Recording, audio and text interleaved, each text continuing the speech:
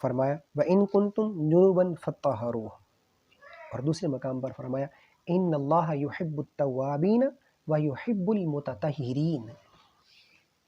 فرمایا اور جب تم حالت جنابت میں ہو تو نہا کر خوب پاک ہو جاؤ، اور فرمایا ان اللہ یحب التوابین، کہ اللہ تبارک و تعالی توبہ کرنے والوں سے محبت کرتا ہے، ویحب المتطہرین، اور پاکیزگی حاصل کرنے والوں سے محبت کرتا ہے۔ تو جب بھی انسان کی وجود پر، انسان کے جسم پر حالت بالغ جب انسان ہوتا ہے یا شادی شدہ انسان ہوتا ہے تو ایسی کیفیات آتی ہیں کہ بندے کے اوپر غسل فرض ہو جاتا ہے، تو ایسی کیفیت میں حالت احتلام میں بندے پر غسل فرض ہو جاتا ہے۔ تو جب ایسی کیفیت انسانی وجود پر، یہ نیچرل ہے، ہر ایک کے ساتھ یہ بیتتی ہے، تو جب ایسی کیفیت آئے تو جتنا جلدی ممکن ہو پاکیزگی اور طہارت کو حاصل کیا جائے۔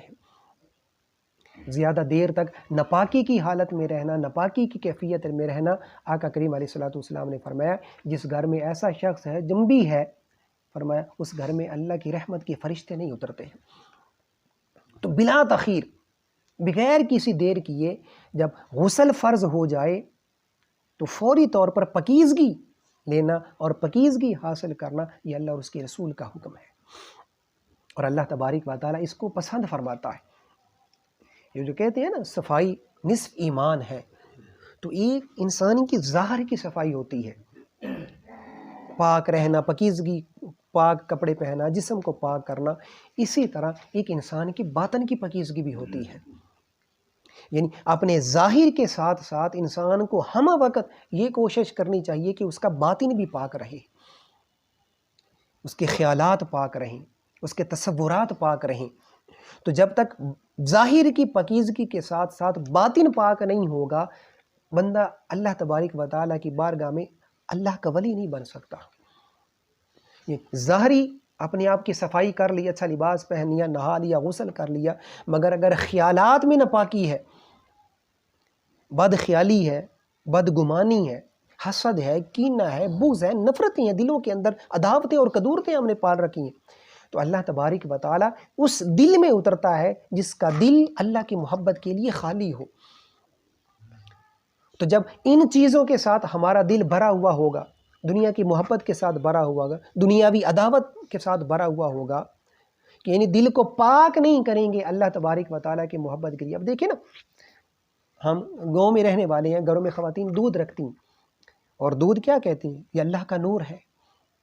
دودھ کو نور کہتے ہیں نا، زمین پر گرے تو افسوس کیا جاتا ہے کہ یار یہ دودھ زمین پر گر گیا، گناہ سمجھا جاتا ہے۔ یہ دودھ جب گھر میں آتا ہے تو ایک برتن ایسا لاتے ہیں ہم کہ برتن کے اندر تھوڑا سا ایک گندگی کا قطرہ ہو، تو کیا ہم میں سے کوئی بھی باشعور شخص اس ذرا سے قطرے کے اندر اس اللہ کے نور کو ڈالتا ہے؟ تھوڑا سا ایک اس دیگچی کے اندر تھوڑی سی کہیں پر کوئی غلاظت لگی ہو تو ہم اس کے اندر دودھ نہیں ڈالتے، کیوں؟ یار پہلے اس کو صاف کریں، یہ پاک چیز ہے، اس کو ناپاکی کے ساتھ نہیں ملانا چاہیے۔ تو دیکھیں جس کا دل اس طرح پلیتی کے ساتھ بھرا ہوا ہو، ہر وقت حسد ہو، اناد ہو، دشمنی ہو، برے خیالات ہوں، بد خیالی ہو، بدگمانی ہو، تو کیا ایسے دل میں اللہ تبارک و تعالیٰ اپنی محبت کا نور اتار دے گا؟ تو اللہ کی محبت، یہ چھوٹی سی گھر کی مثال میں نے دی کہ چھوٹے سے گندگی کے قطرے میں ہم دودھ کو شامل کرنا پسند نہیں کرتے، تو اللہ تبارک و تعالیٰ جب ہمارے دلوں میں اور طبیعتوں میں اتنی ناپاکی ہوگی تو اللہ تبارک و تعالیٰ اس ناپاکی میں اتنی طیب اور طاہر چیز اتار سکتا ہے۔ لہذا فرماتے اپنے دل کو بھی پاک کر لیا کریں، کیوں کہ اللہ تبارک و تعالیٰ جب اپنی شان ربوبیت کے لائق زمین پر نظر ڈالتا ہے نا، زمین پر دیکھتا ہے اپنے بندوں میں سے، تو جس کا دل اللہ کی محبت کے لیے خالی ہوتا ہے، اللہ تبارک و تعالیٰ اس دل میں اپنی محبت اتار دیتا ہے۔ تو ظاہری پاکیزگی بھی، اور ظاہری پاکیزگی کے ساتھ ساتھ بندے کو باطن کی پاکیزگی بھی۔ تو میں عرض کر رہا تھا کہ جب انسان پر ایسی حالات وارد ہوں، ایسی کیفیات آئیں، جب غسل فرض ہو جائے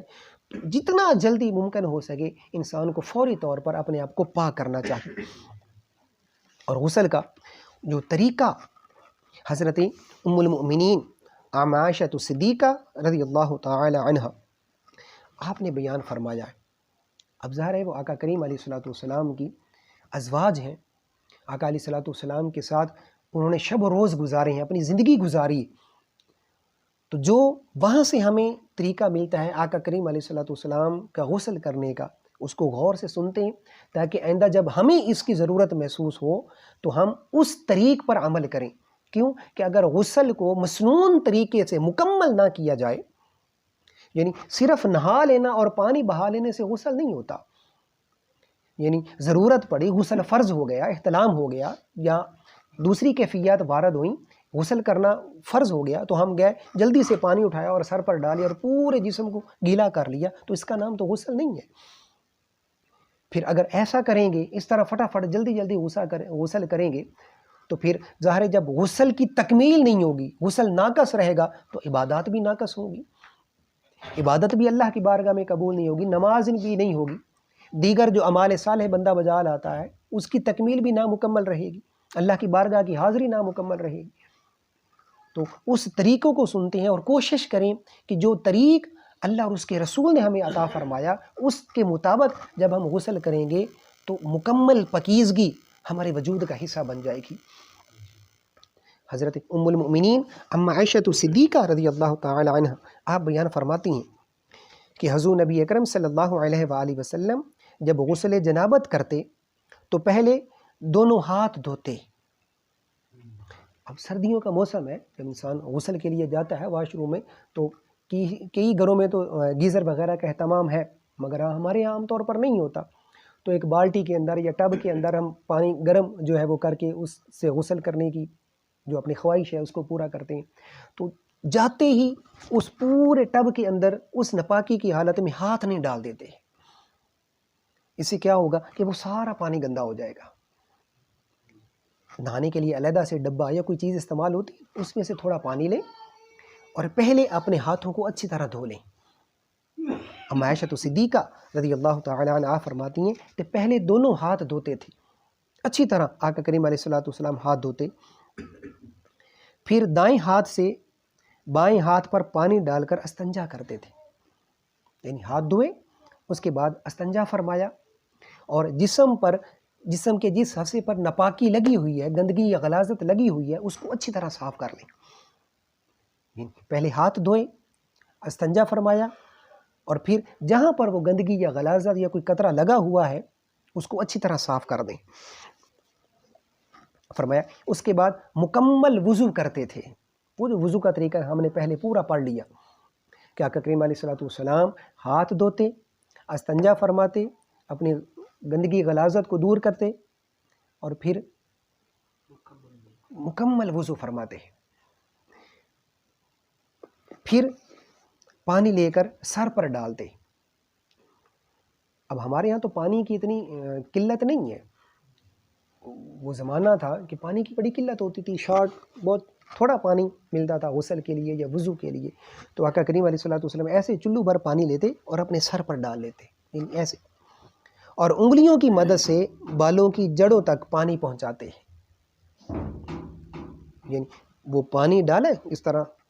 چلو بھر جب ڈالا تو ایسے ہاتھ پھیرتے پورے سر میں تاکہ ہر بال کی جڑ تک جو پانی ہے وہ پہنچ جائے۔ اب ہمارے یہاں اتنی قلت نہیں ہے، ہم تو سریعام پانی جتنا مرضی چاہیں استعمال کر سکتے ہیں، تو پانی سر پر بہائیں اس انداز سے کہ سر کا کوئی ایک بال بھی خشک نہ رہے۔ ایک ہاتھ سے اگر پانی بہا رہے ہیں تو دوسرے ہاتھ کو اچھی طرح انگلیوں کے ساتھ وہاں خلال کریں تاکہ جو ہے وہ سارے بال جو ہیں وہ اچھی طرح گیلے ہو جائیں۔ فرمایا بالوں کی جڑوں تک پانی پہنچاتے، اور اسراف بھی نہیں کرنا، یعنی پانی ضائع بھی نہیں کرنا، اس کا بھی حساب ہو۔ حالت وضو میں ہو آپ یا غسل کرنا فرض ہو جائے تو دونوں صورتوں میں زیادہ پانی استعمال کرنے کی اجازت نہیں ہے، اور اتنا کم پانی بھی استعمال نہیں کرنا کہ مکمل نہ وضو ہو نہ غسل ہو۔ اعتدال کے ساتھ پانی استعمال کریں، اس کو ضائع نہ کریں۔ فرمایا پانی کو بالوں کی جڑوں تک پہنچاتے، پھر جب دیکھتے کہ سر صاف ہو گیا، یعنی اچھی طرح دیکھتے کہ پورے سر پر پانی جو ہے وہ ہر بال کی جڑ اور پورے بال گیلے ہو گئے، تو 3 مرتبہ سر پر پانی ڈالتے، یعنی پہلے چلو بھر ڈالا اچھی طرح پورے سر کو انگلیوں کے ساتھ تاکہ جڑوں تک جو ہر بال کی جڑ تک پانی پہنچ جائے، اور پھر 3 دفعہ پھر پانی سر پر ڈال دے، پھر تمام بدن پر پانی ڈالتے اور پھر پاؤں دھو لیتے ہیں۔ یعنی آخر میں آقا کریم علیہ الصلوۃ والسلام پھر اپنے پاؤں مبارک بھی دھو لیتے تھے۔ مدرجہ بالا حدیث مبارکہ کی روشنی میں غسل کا مسنون اور مستحب طریقہ یہ ہے، اب اس کو ایک ایک کر کے ہم بیان کرتے ہیں کہ نیت کرنا، یعنی جب ہم غسل کے لیے جا رہے ہیں، ایک غسل معمول کا غسل بھی ہوتا ہے، یعنی نپاکی کی حالت کے بغیر بندہ، جیسے جمعے کے دن انسان غسل کرتا ہے، عید کی نماز کے لیے بندہ غسل کرتا ہے، یا اور ضرورت کے مطابق بندہ نپاکی سے علاوہ بھی بندہ غسل کرتا ہے۔ تو جب نپاکی کی صورت میں غسل فرض ہو جائے تو سب سے پہلے نیت کرنا، ارادہ کرنا کہ میں پاکیزگی حاصل کرنے جا رہا ہوں۔ فرمایا دونوں ہاتھوں کو کلائیوں تک دھوئیں، یعنی دونوں ہاتھوں کو اچھی طرح کلائیوں تک دھوئیں، استنجا کریں، خواہ نجاست لگی ہو یا نہ لگی ہو، یعنی اگر تو لگی ہے نجاست تو اس کو صاف کریں، نہیں لگی پھر بھی استنجا کریں، اچھی طرح اس کو صاف کریں۔ پھر وضو کریں جس طرح نماز کے لیے کیا جاتا ہے، وہ جو طریقہ سارا ہم نے پہلے پڑھ لیا کہ مکمل وضو کر لیں۔ اگر ایسی جگہ کھڑا ہے، ایسی جگہ پر یعنی غسل کریں جہاں پانی جمع ہو جاتا ہے تو پاؤں آخر میں غسل کے بعد دھوئیں۔ ممکن ہے کوئی حوض ایسا ہو جہاں پر پانی کھڑا ہو جاتا ہے، جس پانی سے ہم نہا رہے ہوتے ہیں، جسم سے جب نکلتا ہے نیچے گرتا ہے تو وہاں پر جمع ہو جاتا ہے اس جگہ پر، یعنی پاؤں اس پانی کے اندر رہتے ہیں۔ اگر ایسی جگہ پر بندہ غسل کر رہا ہے تو جب غسل مکمل ہو جائے تو باہر نکلنے سے پہلے، باہر نکلتے ہی اپنے پاؤں ایک دفعہ پھر دھو لے، تاکہ اس پانی کے اندر سے دوبارہ کہیں پر کوئی گندگی یا غلاظت پاؤں کے ساتھ لگ گئی ہے تو اس کو بھی صاف کر لیا جائے۔ اور اگر ایسی کیفیت نہیں ہے، پانی ساتھ ساتھ بہہ رہا ہے، آگے نالیوں میں جا رہا ہے، تو پھر دوبارہ سے پاؤں دھونے کی ضرورت نہیں ہے۔ پہلے جب وضو کر لیا تو وضو کے دوران ہی سارے جو ہے وہ اعضائے وضو دھو لیے، پاؤں بھی دھو لیے، پھر دوبارہ سے دھونے کی ضرورت نہیں۔ 3 بار سارے جسم پر پانی بہائے، کم از کم 3 دفعہ پورے جسم کو تر کرے، اس طرح کہ جسم کا کوئی عضو، کوئی جگہ ایسی نہ رہ جائے، خشک نہ رہ جائے کہ جہاں تک پانی نہ پہنچا ہو۔ تسلی کے ساتھ، اعتماد کے ساتھ، وقار کے ساتھ غسل کرے، جلد بازی نہ کرے، نہ وضو میں نہ غسل میں۔ کیوں کہ جلد بازی میں اگر کہیں کوئی غلطی ہو گئی، کوتاہی ہو گئی، یا جسم کا کوئی حصہ خشک رہ گیا تو پوری محنت پر پانی پھر جائے گا۔ وضو میں جلدی کی اور جلدی جلدی ارکان جو وضو ہیں وہ مکمل کیے، اور اگر کہیں کوئی کمی کوئی رہ گی تو نماز نامکمل ہوگی۔ اسی طرح غسل کیا، جلدی سے جو جانا ہے، کہیں لیٹ ہو رہی ہے، فٹافٹ غسل کر دیا اور اس کو بطریق سنت نہ کیا تو پھر ظاہر اس میں نقص رہ جائے گا، پھر عبادت کی تکمیل نہیں ہوگی۔ تو تحمل کے ساتھ پورے جسم کو 3 دفعہ پورے جسم پر پانی بہائیں۔ پانی بہانے کی ابتدا سر سے کریں، یعنی سر سے نیچے تک، تاکہ یہاں پر پانی گرے اور نیچے پاؤں تک جو ہے وہ پانی پہنچ جائے۔ اس کے بعد دائیں کندھے کی طرف پانی بہائیں، یعنی شولڈر کے اوپر، کندھے کے اوپر، اس طرح یہاں پر پانی بہائیں۔ پھر بائیں کندھے کی طرف پانی بہانے کے بعد پورے بدن پر 3 بار پانی ڈالیں، پھر یعنی تاکہ تسلی ہو جائے، مکمل طور پر انسان سیٹسفائیڈ ہو جائے کہ یار میں نے غسل مکمل کر لیا ہے۔ وضو کرتے وقت اگر پاؤں نہیں دھوئے تو اب پاؤں دھو لے، یعنی وضو کیا تھا، سر کا مسح کیا، مگر پاؤں نہیں دھوئے کیونکہ وہاں پانی جمع ہوتا ہے، ایسی جگہ پر ہے کہ پانی جمع ہوگا، اس کو اینڈ پر دوبارہ جب غسل مکمل کر لے تو پاؤں آخر پہ دوبارہ دھو لے۔ تو اس گفتگو کے ساتھ ہی ہمارا آج کا یہ جو لیکچر تھا مرکز علم کا چوتھا پایہ تکمیل پر پہنچا۔